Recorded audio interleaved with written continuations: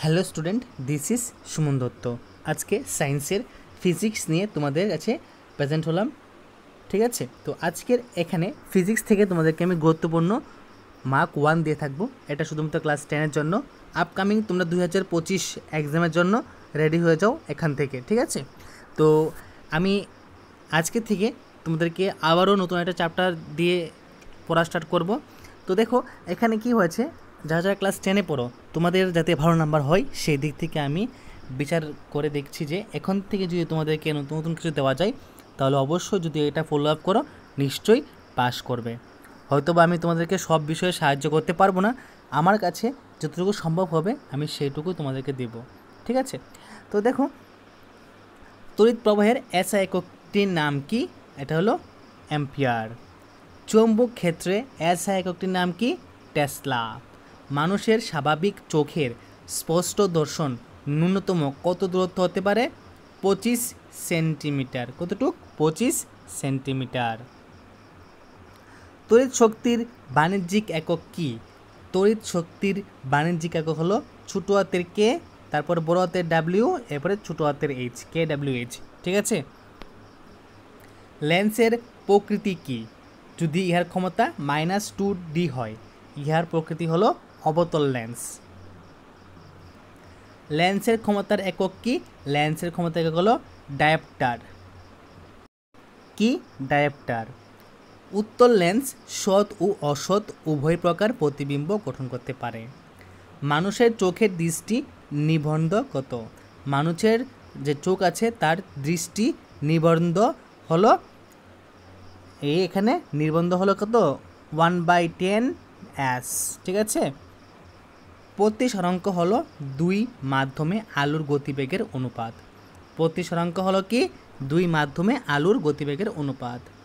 চক্ষু প্রতিস্থাপন বলতে কর্নিয়া প্রতিস্থাপন বোঝায়। রেটিনায় উৎপন্ন হওয়া প্রতিবিম্বের প্রকৃতি কীরূপ? অবশিষ্ট, সদ ও ক্ষুদ্রাকৃতি।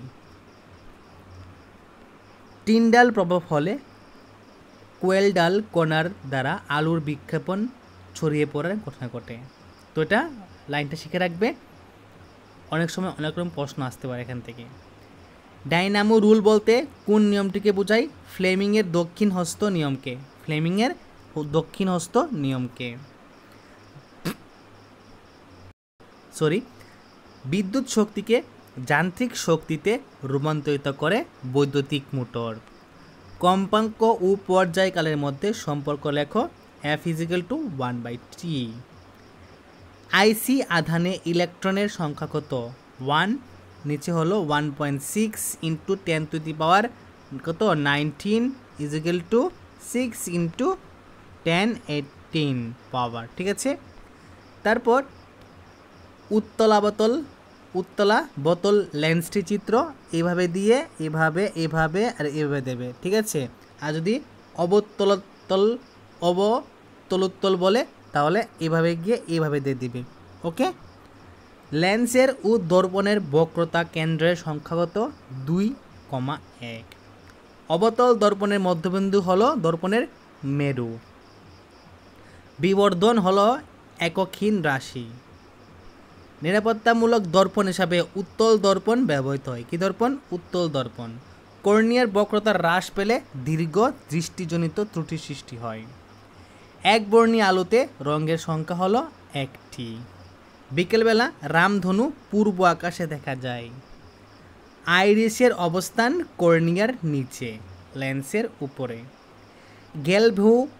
গ্যালভানোমিটারের এমন একটি যন্ত্র যার দ্বারা বর্তনীতে তড়িৎ প্রবাহের অস্তিত্ব নির্ণয় করা যায়। গ্যালভানোমিটার হলো এমন একটা যন্ত্র যার দ্বারা বর্তনীতে তড়িৎ প্রবাহের অস্তিত্ব নির্ণয় করা যায়।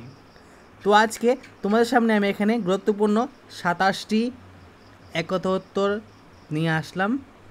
যদি আজকের ভিডিও তোমাদের কাছে ভালো লাগে থাকে অবশ্যই ভিডিওটা সবার সাথে শেয়ার করবে, আর এই ভিডিওর মধ্যে যদি কোনো ভুল থাকে নিশ্চয়ই তোমরা আমাকে কমেন্ট বক্সে কমেন্ট করে জানাবে। তো ভালো করে পড়াশোনা করবে, আর এখন থেকে 2025 মাধ্যমিকে 500Y যাতে তোমরা 490 পেতে পারো সেভাবে পড়াশোনা চালিয়ে যাও। ঠিক আছে। তো দেখা হচ্ছে আরেকটি গুরুত্বপূর্ণ ভিডিওতে। সবাইকে অসংখ্য ধন্যবাদ।